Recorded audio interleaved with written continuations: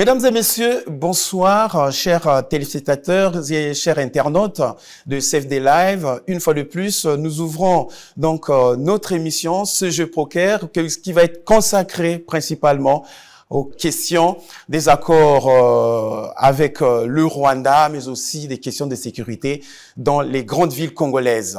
Pour notre jeu de ce soir, nous recevons Monsieur Thierry Mongala. Il est ministre de la Communication et des Médias, porte-parole du gouvernement. Monsieur le ministre, bonsoir. Bonsoir, Arsène Séverin. Et nous sommes très heureux de vous accueillir à CFD Live et notre émission Poker. Merci beaucoup. Alors, monsieur le ministre, nous allons commencer par la première carte, parler de la situation des médias congolais. Premièrement, profitons de ce mois de mai qui touche à sa fin.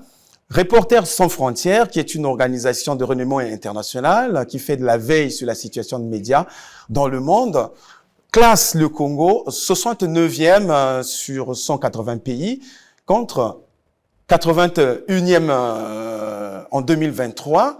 Il y a quand même peut-être une légère évolution. Quel est le commentaire que vous pouvez faire de la situation des médias au Congo par rapport à ce classement de Reporters sans frontières?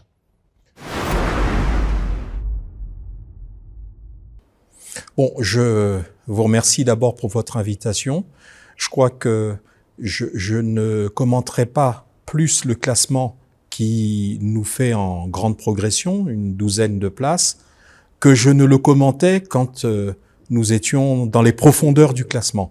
Je considère que ce qui est le plus important, au-delà des classements qui sont faits par des gens qui n'ont pas forcément ce que je pourrais considérer comme le ressenti sur place du fonctionnement de la presse et surtout du degré de liberté, puisque c'est un classement qui mesure les capacités de la presse dans un pays donné à faire son travail.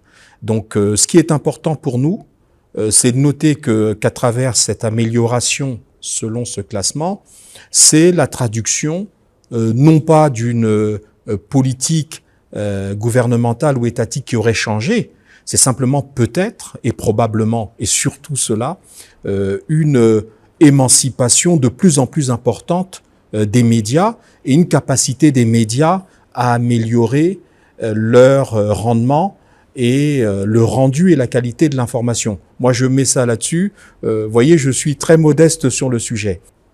On peut considérer qu'une grande majorité de la presse nationale, quel qu'en soit le support, est plutôt une presse critique vis-à-vis de l'exécutif notamment et du gouvernement en particulier. Mais est-ce que justement cette presse un peu très critique vis-à-vis de l'action gouvernementale et peut-être même parfois directement vis-à-vis des autorités, est-ce que cette presse, est-ce que ça vous gêne, monsieur le ministre? C'est le jeu de la démocratie.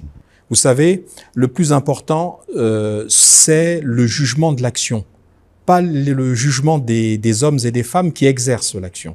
C'est là où je crois que nous devrons ensemble trouver un modus operandi. Monsieur le ministre, le Congo-Brazzaville, c'est aussi une douzaine de chaînes de télévision, mais la plupart appartiennent à des membres proches du pouvoir. Est-ce que, selon vous, cela peut garantir le traitement indépendant de l'information? Bon, Arsène Séverin, vous connaissez peut-être mieux les entrailles de la répartition du capital de ces opérateurs de médias que moi-même en tant que ministre de la Communication et des Médias. Je crois que vous avez, dans une vie antérieure, été vous-même en charge et en responsabilité dans un média privé. C'est vous qui pouvez juger du degré de liberté, de l'indépendance dont vous avez pu jouir ou non. Donc je ne sais pas, je ne peux pas répondre à cette question. Ce que je peux dire simplement, c'est que le ressenti pour l'essentiel qui est le plus important, c'est celui des téléspectateurs et des auditeurs pour les médias audio. Je crois que le ressenti est que ces médias sont plutôt critiques et ont plutôt la dent dure. Et globalement, je dis bien globalement, il ne leur arrive pas grand-chose en termes de mesures de rétorsion. Et souvent, très souvent, on vous reproche aussi le fait de ne pas favoriser du côté de l'opposition, par exemple l'éclosion des médias qui pourront faire la même chose que ceux qui sont proches du pouvoir. Je ne sais pas, encore une fois, sur quels critères vous allez juger de la proximité. Si je prends certains médias dont vous pensez qu'ils sont proches du pouvoir, quand je les suis, quand j'en ai le temps, c'est-à-dire souvent dans la soirée, je suis la ligne éditoriale, les sujets traités, c'est rarement aimable pour l'exécutif.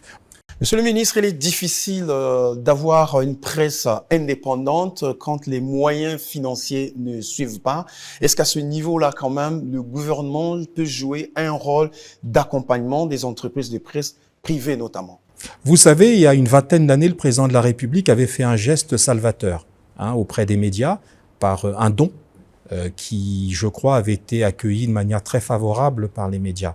Donc, je profite de votre antenne peut-être pour vous dire que nous allons très respectueusement solliciter l'intervention, pourquoi pas, là en 2024 du président de la République pour qu'un tel geste, et nous le souhaitons ardemment, soit réitéré, soit recommencé. Mais il s'agit là également peut-être pas de recevoir de façon régulière un geste d'une autorité, le président de la République ou le Premier ministre, mais il s'agit d'une subvention à la presse. On le voit un peu dans la plupart des pays de la sous-région et les pays africains, le gouvernement, les pouvoirs publics qui accompagnent les médias parce que c'est quand même le baromètre de la démocratie aussi. Alors non, pas dans tous les pays, même on le voit au Gabon, plus proche de le Gabon, oui, on a cet exemple-là. Vous êtes d'abord des entreprises, et une entreprise doit être capable en elle-même d'avoir une capacité et une viabilité qui lui permettent quand même de garantir son indépendance, surtout dans un domaine aussi sensible que la presse. Nous allons étudier, au-delà de la subvention, qui est effectivement possible. J'espère que quand les difficultés financières que nous connaissons vont être un peu plus, disons, supportables, j'espère que nous pourrons à ce moment-là obtenir le principe d'une subvention, qu'elle soit exceptionnelle ou régulière. Par contre, j'appelle votre attention sur l'existence de ce qu'on appelle la redevance audiovisuelle. Alors, cette redevance qui fait couler beaucoup d'eau, de salive, d'encre, cette redevance, hélas, ne parvient pas à ses bénéficiaires. Entre 2018 et août 2020, c'est-à-dire un peu plus de 2 ans et demi, nous connaissons ce qui a été récolté au titre de la RAV. C'est un chiffre qui tourne autour de 3,317 milliards que nous n'avons donc jamais perçu. Mais c'est de l'argent qui sort de la poche des Congolais qui veulent aider leurs médias pour avoir des nouveaux programmes, pour voir la télévision nationale, avoir des programmes. En ce moment-là, qu'est fait le ministère de la Communication? Le ministère de la Communication utilise le principal pouvoir qui est le sien, c'est la fonction tribunicienne, c'est-à-dire d'en parler comme j'en parle devant vous. Deuxièmement, le gouvernement s'est saisi de l'affaire parce que ce dysfonctionnement, c'est un dysfonctionnement. Ce dysfonctionnement doit être corrigé. Le Parlement, par la voix du Sénat, notre chambre haute, vient de nouveau il y a quelques jours. J'ai reçu une correspondance du vénérable Pierre Ngolo, président du Sénat, deuxième personnage de l'État, s'il vous plaît, qui a mis en place des rapporteurs spéciaux. Et donc, nous attendons la visite du rapporteur spécial et de ses équipes qui va constater sur pièce au ministère de la Communication, est-ce que nous percevons quelque chose? Je vous réponds d'avance, non. À partir du moment où il y a de la ressource, nous pouvons arriver à aider au fonctionnement des médias. Battons-nous pour que la ressource parvienne de manière effective. Merci, Monsieur le Ministre. Nous allons parler des questions de la vie nationale et nous allons commencer par la carte qui concerne ces accords que le Congo a signés avec le Rwanda concernant l'exploitation des terres agricoles. Il s'agit certainement des baux amphithéotiques, on verra bien, puisqu'après, on a suivi que le Premier ministre parle d'une autorisation express d'occuper, mais au départ, il y avait donc ces baux amphithéotiques. Est-ce que c'est la même chose? Est-ce qu'on comprend ça très bien dans le village? Parce qu'on voit depuis un moment, la population, ces accords font soulever, lever le bouclier au niveau donc de la population. Peut-être par le fait que les gens ne comprennent pas, peut-être par le fait que le message du gouvernement ne passe pas. Monsieur le ministre, on va aller pas à pas. En quoi consistent ces accords? Alors, je vais d'abord, avant de vous parler du contenu de ces accords, faire un mea culpa, qui est le suivant. C'est que on ne peut pas toujours conclure, je dis bien, quels que soient les pays, quels que soient les systèmes politiques et quels que soient les gouvernements, on ne peut pas toujours conclure que si la population ne comprend pas, c'est parce qu'elle n'a pas le niveau d'entendement ou de compréhension nécessaire. Il faut toujours prendre sa propre part, qui consiste à dire, si on ne m'a pas compris, c'est peut-être que j'ai mal exprimé ma position. Quand je dis moi, c'est le gouvernement, l'État, les pouvoirs publics. J'ai peut-être mal exprimé ma position en tant qu'État. Donc, il faut d'abord relever cela. 2, cette confusion, cette psychose vient, et vous l'avez dit, probablement du fait que nous devons d'abord entrer dans le détail de ce que nous appelons ces fameux accords rwandais.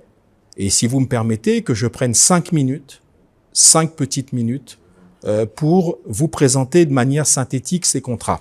Alors, il faut savoir que nous sommes liés au Rwanda par un accord cadre, qui est un accord global de coopération. C'est-à-dire que cet accord, vous voyez, j'ai même physiquement amené ces éléments-là, nous avons donc des accords qui sont conclus, ils sont ici.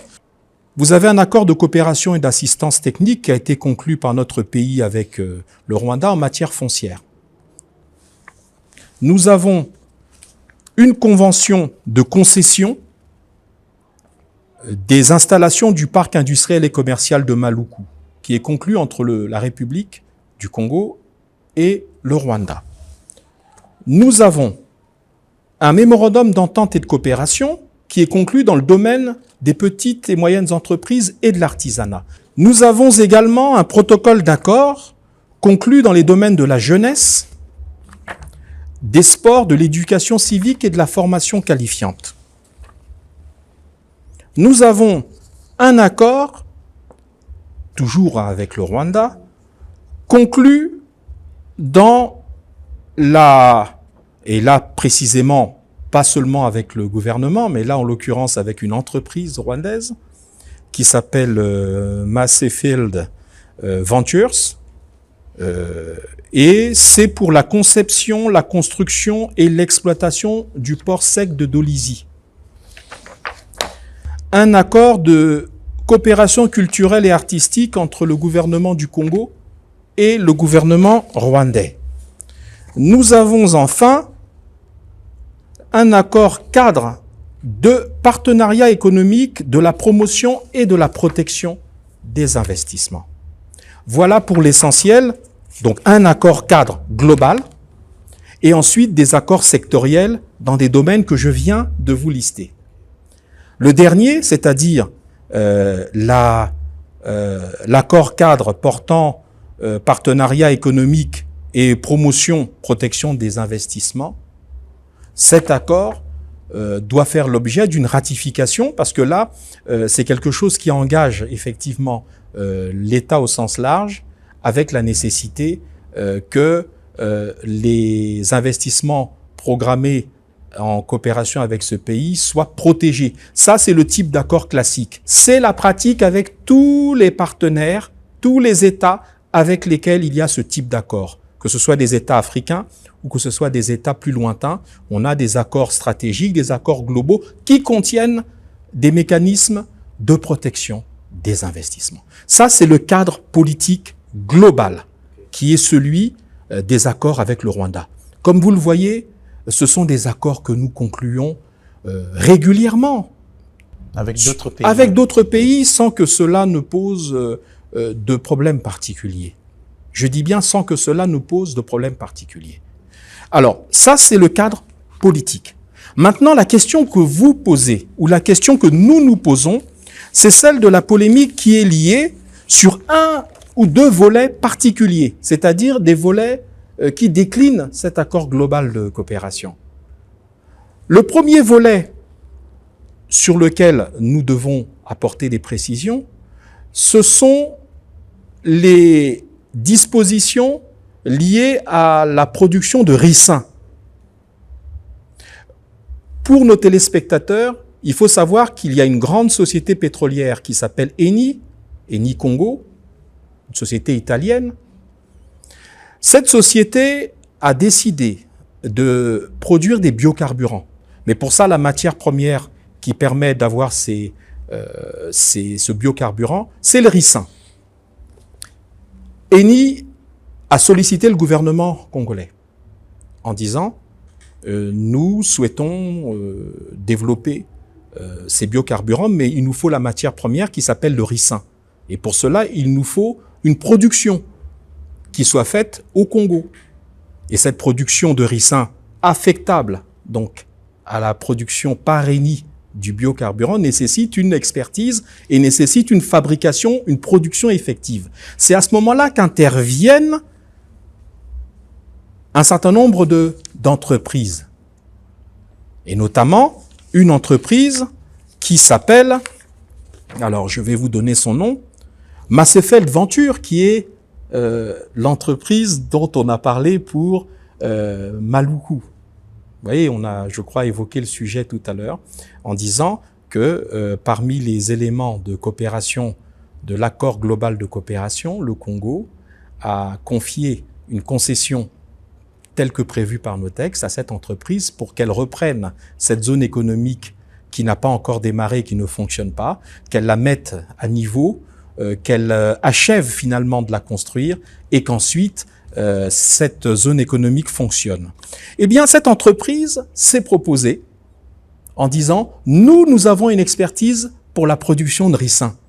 Mais bien entendu, nous ne sommes pas des Congolais, il faut bien qu'on ait accès à de la terre au niveau du Congo. Parce que le ricin ne se produit pas en laboratoire, il se produit parce qu'il est planté dans la terre. » Cette entreprise a donc obtenu, vous voyez, c'est un accord triangulaire.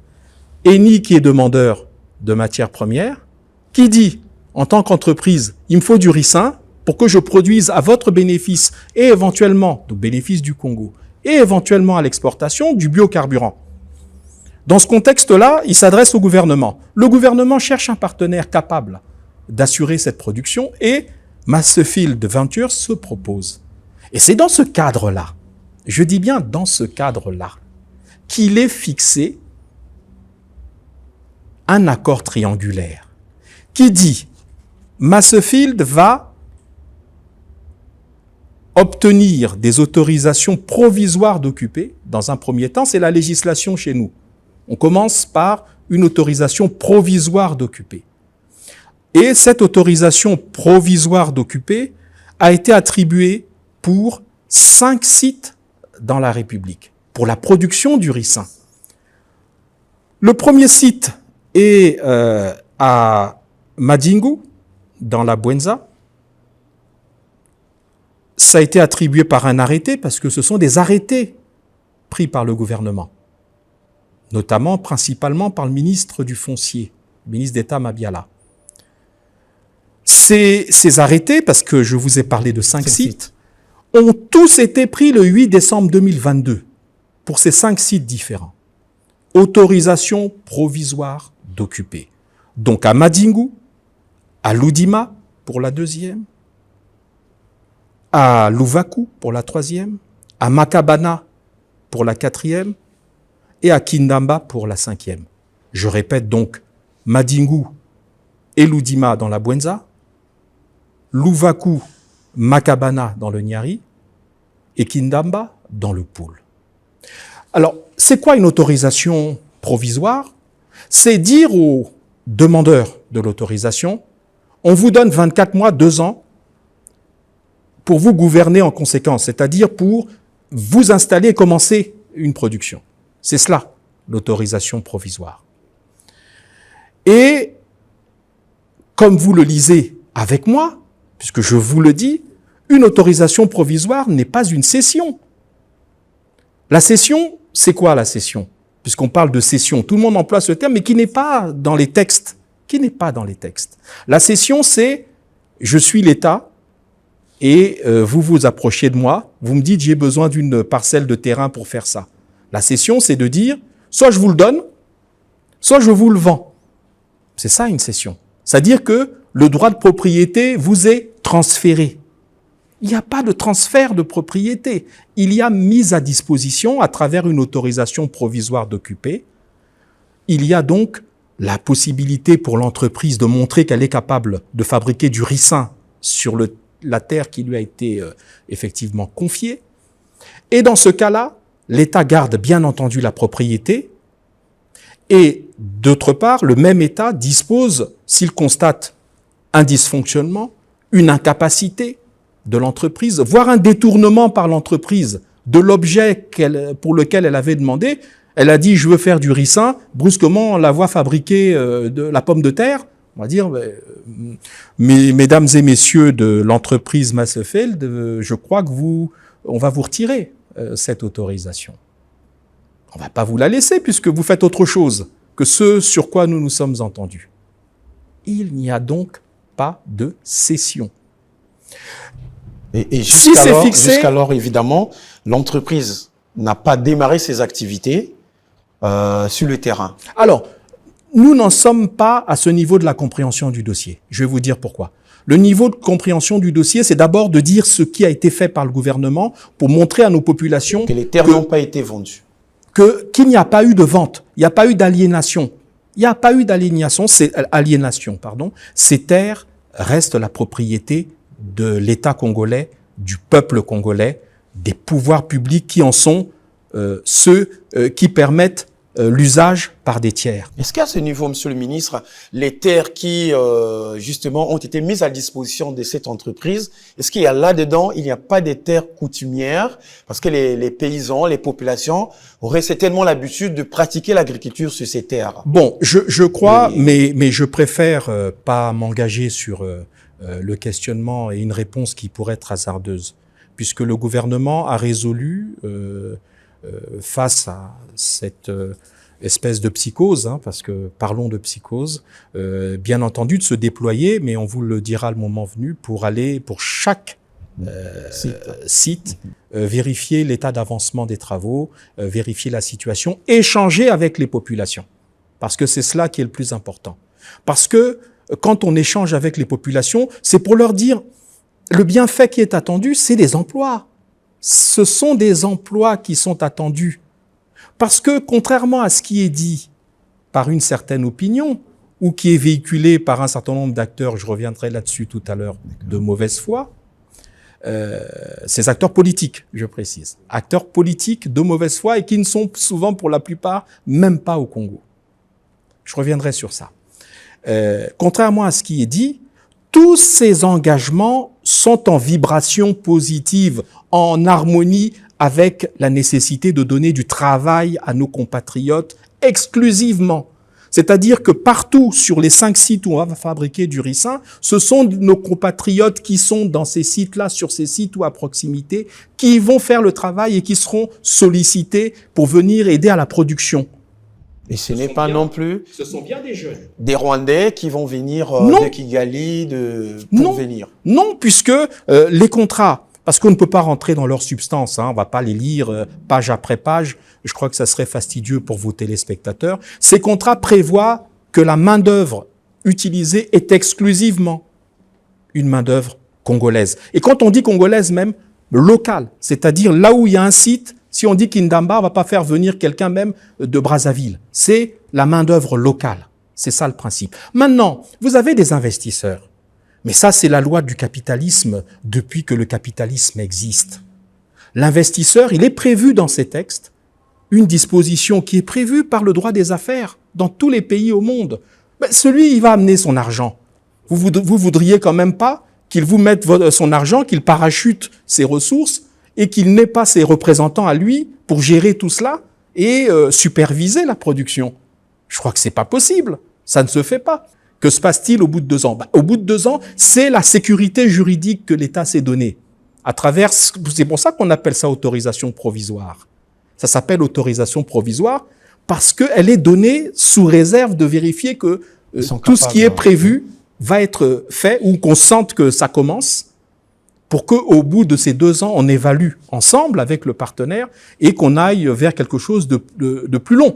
C'est-à-dire quelque chose... et on signe à ce moment-là 25 ans. Une autorisation express. Ça devient une autorisation express. Et que les terres n'ont pas été vendues. Et aucune terre n'a été vendue et qu'on ne peut pas vendre de terre sans qu'il y ait des mécanismes juridiques et constitutionnels qui l'autorisent. Et ça, vous imaginez bien que si on veut faire comme ça, il y a bien un référendum qui devra demander l'autorisation, l'assentiment, l'acceptation des populations nationales. C'est ce que dit la Constitution. Si justement la mise à disposition aboutit, ils vont exploiter les terres congolaises peut-être pendant une vingtaine d'années et à la fin de l'exploitation, ils laissent tout sur place. Mais c'est la loi. L'État revient propriétaire. C'est la loi. L'État, quand l'exploitation aura pris fin, ou quand ceux qui vont venir aux affaires peut-être d'ici 20 ans, je suis pas convaincu que d'ici 20 ans, nous soyons, je parle pour moi personnellement, oui. Je suis pas sûr qu'on soit dans 20 ans ou même dans les mêmes fonctions. Les dirigeants de ce moment-là pourront dire, nous ne voulons pas continuer. Ils peuvent même le dire au bout de 16 ans, 17 ans. Ils sont même pas obligés d'attendre les 20 ans. Ils peuvent dire non, nous on n'est plus d'accord, on veut réaffecter ces terres à autre chose. Et il n'y a pas caractère définitif. C'est-à-dire que ceux qui disent, ah, on a remis, on a fait comme ça, c'est terminé, on reverra plus nos terres. Absolument pas. Mais monsieur le ministre, est-ce que certains députés, parfois de la majorité ou de l'opposition, les conseillers, les élus locaux, qui parlent avec ces populations-là, est-ce que vous pensez que eux, ils n'ont pas accès à ces documents-là, les textes que vous venez de lire? Alors, c'est exclusivement pour le gouvernement? Écoutez, il y a des éléments qui relèvent du droit administratif. Ce sont des textes à caractère administratif, premièrement. Deuxièmement, Arsène Séverin, il n'y a pas pire aveugle ou sourd que celui qui ne veut ni voir ni entendre. Un arrêté, un décret, ce sont des textes publiés au journal officiel de la République du Congo. Aujourd'hui, le journal officiel de la République du Congo est mis en ligne tous les jeudis et publié d'abord physiquement, en papier, version papier tous les jeudis. Et le journal officiel est accessible pour tous les internautes, y compris donc les députés, les sénateurs et même les simples citoyens et les journalistes que vous êtes. Nous en avons fait la démonstration au clergé catholique qui, comme vous le savez, a été reçu par le Premier ministre. Ces textes ont été publiés au journal officiel de la République du Congo. Ça veut dire que ces textes sont accessibles sur le site du journal officiel du Congo. Absolument. On peut accéder à ces textes. Non seulement accessibles sur le site du journal et pour ceux du journal officiel et pour ceux qui n'ont pas accès à l'internet, ça peut arriver. Ils peuvent acheter des ils vont le chercher auprès du secrétariat général du gouvernement. Maintenant, le dernier texte qui concerne la ferme de Massangui. Cette ferme a fait l'objet d'un décret qui a donc confié sous forme d'autorisation express d'occuper, par décret du 18 mai 2022.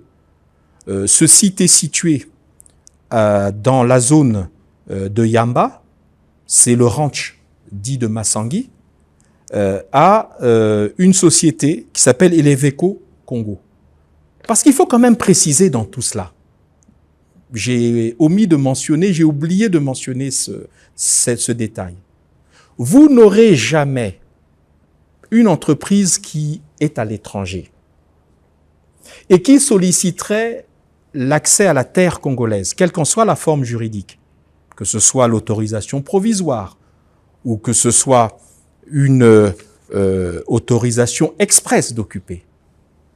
Vous n'aurez pas ces entreprises qui peuvent avoir leurs intérêts au bout du monde sans qu'elles n'aient une succursale nationale. C'est-à-dire qu'on confie la terre à la succursale qu'ils créent au niveau du pays.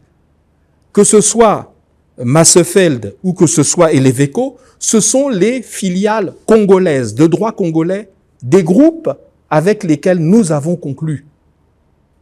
Ces sociétés ont été créées Elles ont été créées ici. Dans le cas de Massangui, alors, monsieur le ministre, parce que nous savons déjà que cette année à Massangui, ils ont produit du maïs, qui traîne d'ailleurs à Massangui parce que je pense qu'il y a des problèmes d'évacuation et tout. Mais au moins, ils ont commencé. Est-ce que là, déjà, il y a l'autorisation express? Elle est autorisation express, c'est sous forme de décret, je viens de vous le dire. Un décret qui a été signé et rendu public le 18 mai 2022. Là, on est directement dans l'autorisation express à une entreprise Eleveco Congo.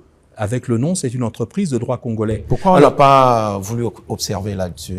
On les connaissait déjà? Non, la question, c'est que c'est une ferme d'État qui était à l'état d'abandon. Ok, oui, la Sonnelle. Elle était à l'état d'abandon. Et donc l'État a pris ses responsabilités avec une disposition claire qui est qu'on a comme interlocuteur une société de droit congolais. S'il y a souci, s'il y a incompétence, s'il y a détournement de production, c'est-à-dire qu'on ne fabrique plus ni le maïs ni le soja, mais autre chose, ben l'État va dire « Oh là, on arrête ». Voilà. Mais là, c'est une ferme. On n'est pas dans le cas d'un terrain, entre guillemets, excusez-moi l'expression, vierge, pour lequel on va produire le fameux ricin. C'est les 5 sites dont on a parlé. Alors, Monsieur le ministre, venons-en à la piscose créée dans le pays et peut-être même dans la diaspora. Comment comptez-vous rassurer les compatriotes? Alors, 2 choses. Je vais d'abord évacuer, pour condamner cette attitude, le comportement de certains acteurs politiques de la diaspora. Quand je dis politique, je suis gentil, parce que nous parlons d'acteurs qui ont été aux affaires ici, qui ont été des fauteurs de guerre. Je parle par exemple du général Mbaou et de ses acolytes, qui ont distillé depuis plusieurs semaines un certain nombre d'éléments pour créer la psychose, notamment, d'ailleurs, puisque nous parlons de Massangui, autour de Massangui, on a tous suivi ces audios-là, on vit sur la même planète, hein, donc nous tous, nous les avons suivis. Ces acteurs-là, nous condamnons bien entendu leur tentative, qui est une tentative de déstabilisation. Ceux-là, ils ne viennent pas pour le bien des populations, ils viennent parce que ils ont été éjectés par la porte, ils essayent de revenir par la fenêtre et de créer des troubles. Donc là, ces acteurs, nous condamnons leur attitude et nous inviterons, parce que, comme je vous l'ai dit, le gouvernement va se déployer sur le plan de ces différents sites, nous expliquerons aux populations les enjeux, et notamment en termes d'emploi, comme je l'ai dit tout à l'heure. L'aspect qui nous intéresse ici, qui est le deuxième volet, qui est celui de la psychose dont on parle. Là, on a malheureusement, excusez-moi de le dire, probablement, puisque la psychose, c'est pas rationnel, c'est pas quelque chose de conscient, souvent, ça appelle à des peurs. Aujourd'hui, il semble qu'une partie de la population considère, pour des raisons qui nous échappent, en l'occurrence, que l'arrivée éventuelle de Rwandais, ce qui n'est pas le cas d'ailleurs, on l'a vu tout à l'heure, il n'y a pas des charters d'avions rwandais qui viendraient déverser une main-d'œuvre ici. Une fois qu'on aura pu lever cette psychose, je crois que les choses se mettront en place. Est-ce que, Arsène Séverin, ceux qui présentent les dangers, paraît-il, de ce peuple dans notre pays, n'ont-ils pas cette expérience que nous vivons tous ensemble? Est-ce qu'aujourd'hui, quelqu'un peut nous dire que ces personnes d'origine rwandaise commettent des actes qui attentent à la stabilité de notre pays? Je ne crois pas. Depuis 27 ans, on le saurait. On n'a pas d'exemple comme ça. Ce sont des gens, au contraire, très travailleurs, qui sont souvent dans le domaine agricole ou commercial, et qui ont même qui se sont répartis sur le pays. Il y en a un peu partout dans notre pays, pas seulement à Brazzaville, mais un peu partout, du nord au sud, de l'est à l'ouest. Alors, vous voyez bien que cette psychose est une psychose qui ne repose pas sur une expérience particulière. Est-ce que on n'est pas en train de plonger dans une forme de xénophobie qui ne dit pas son nom? On a l'impression que si c'était je ne sais pas quelle population, on dirait non, eux c'est mieux. Eux c'est mieux. Mais je crois que non, malheureusement. Il y a encore quelques mois, quelques années, c'est bien les mêmes qui parlaient de l'expansionnisme de nos partenaires chinois en disant « Ah, les Chinois, les Chinois. Maintenant, c'est des Rwandais. Puis demain, si c'est des Camerounais, les Camerounais. Après-demain, si c'est des Guatémaltèques, des Guatémaltèques. Des Espagnols. des ceci. » Vous voyez que ce sentiment de peur, qui peut être légitime, et on va l'expliquer aux populations, notamment locales, les bienfaits de ces contrats. Monsieur le ministre, merci d'avoir donné des plus amples explications sur ce sujet et nous retenons que le gouvernement va se déployer sur les sites choisis pour continuer à donner de l'explication. Les terres ne sont pas vendues. D'ailleurs, les sociétés qui ont été identifiées pour exploiter ne sont qu'en mise à disposition. On regarde pendant 2 ans si elles sont capables d'exploiter l'objet pour lesquels elles ont été retenues. On va terminer. C'est une dernière carte. On va tirer. Le joker, c'était sur le Rwanda. On va prendre peut-être... Je crois que ça valait le coup. Oui, ça valait le coup, exactement. On va terminer sur la question sécuritaire. Aujourd'hui, sortir à Brazzaville, à Pointe-Noire, est devenu un véritable problème d'insécurité. Les jeunes qui sont nos enfants aujourd'hui sont dans les rues et sans scrupules, sans hésiter, peuvent utiliser des armes blanches pour donner la mort, pour ôter la vie et ravir des objets de valeur sur des populations. Et cela dure déjà des années. Que fait le gouvernement pour arrêter cette situation? C'est devenu un fléau. Alors, c'est un fléau, malheureusement, mondial, là également. Pourquoi je dis un fléau mondial? Bon, on va pas toujours se reporter sur, justement, le caractère international ou mondial pour démissionner de nos responsabilités. Mais c'est simplement un constat. Nous subissons, Arsène Séverin, également ce phénomène. Et ça, il faut que le gouvernement le dise clairement. Nous avons, parmi les délinquants dits bébés noirs, nous avons une proportion importante de ces délinquants qui sont d'origine étrangère venant de pays voisins et limitrophes. La décence, l'esprit de coopération et de solidarité régionale m'amène à ne pas évoquer nommément les pays concernés. J'en ai parlé avec le ministre de l'Intérieur, qui a reçu des instructions fermes du président de la République. Ils vont être accompagnés à la frontière de leur pays. L'État va les raccompagner. S'ils veulent écumer leur pays d'origine, c'est leur problème. On les renvoie. Donc c'est des mécanismes qui relèvent... Mais n'empêche que, monsieur le ministre, les leaders de bande aujourd'hui, ce sont nos enfants qui sont au lycée, je viens de là. Je viens sur le sujet. Eh bien, ces jeunes-là, il y a un certain nombre de problèmes qui se posent. Ils commettent des délits, voire des crimes. Donc ils sont interpellés. Le problème, c'est nous avons une difficulté pour leur trouver des places dans nos prisons. Ils sont relâchés aussitôt. Alors, il y a l'aspect nécessité de les relâcher parce qu'on n'a pas d'espace forcément pour les accueillir. Et puis, il y a un certain nombre de mécanismes qui sont malheureusement, qui ne sont pas adaptés à cela. Ce sont des geôles dans des commissariats, des postes de sécurité publique avec le risque ou les risques que l'on peut encourir. Les accidents, souvent. Donc, nous avons deux voies de solution. La première, bien entendu, qui est la plus évidente, c'est la construction de places de prison. Et là-dessus, je vous le dis, le président de la République a donné des instructions au gouvernement pour que la prison d'Owando, qui est en construction depuis plusieurs années, voit ses travaux s'accélérer, de manière à ce que nous disposions de places de prison pour les délinquants les plus endurcis, ceux qui commettent les crimes les plus graves. Ceux-là, il faut qu'ils aillent en prison et il faut des places. Et donc, il faut probablement une nouvelle prison. Le président a donné des instructions.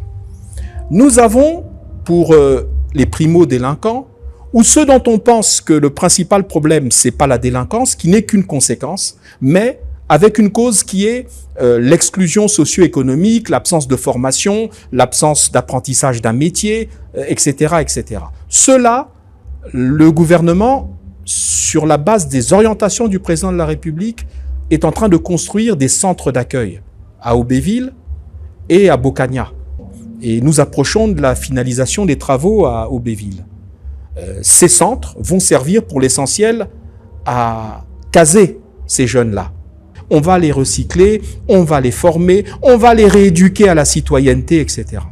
Voilà. Et la vindicte populaire, la justice populaire aujourd'hui, elle est de plus en plus courante. Les populations se font justice.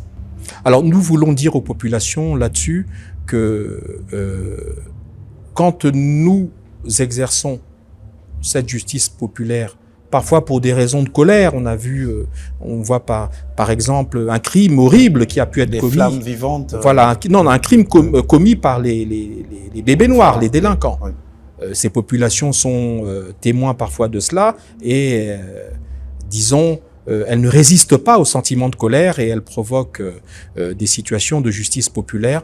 Un pays, une société, une civilisation qui cède à la justice populaire voit les fondements du vivre ensemble disparaître.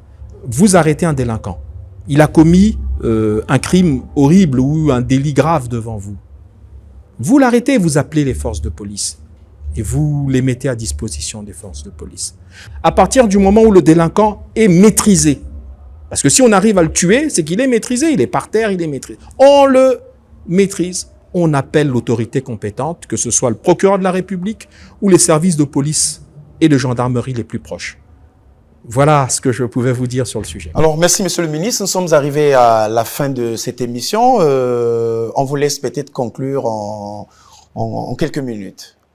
Vous remercier pour l'invitation, voir l'importance et l'utilité de ce type d'échange pour édifier nos populations et reconnaître que le gouvernement n'a pas assez communiqué sur les sujets brûlants de l'actualité et que nous avons décidé de rattraper cette lacune en mettant en place, c'est à la demande du président de la République, du Premier ministre, un rendez-vous qui sera un rendez-vous tous les 15 jours, qui s'appellera la quinzaine du gouvernement, qui va permettre de convier la presse congolaise, en ligne, audiovisuelle, écrite, etc., ou le porte-parole du gouvernement, éventuellement assisté de ses collègues, pour des points qui concerneraient ces ministères-là, ou ces ministres-là, eh bien, échangera et répondra à l'actualité de la presse, ce qui nous permettra, peut-être, de lever certaines des ambiguïtés, comme, j'espère, nous venons de le faire pour le dossier rwandais.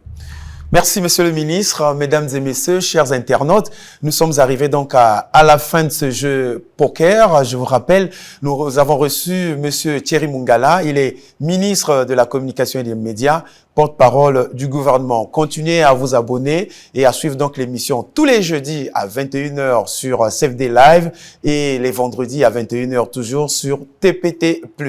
Merci et à jeudi prochain.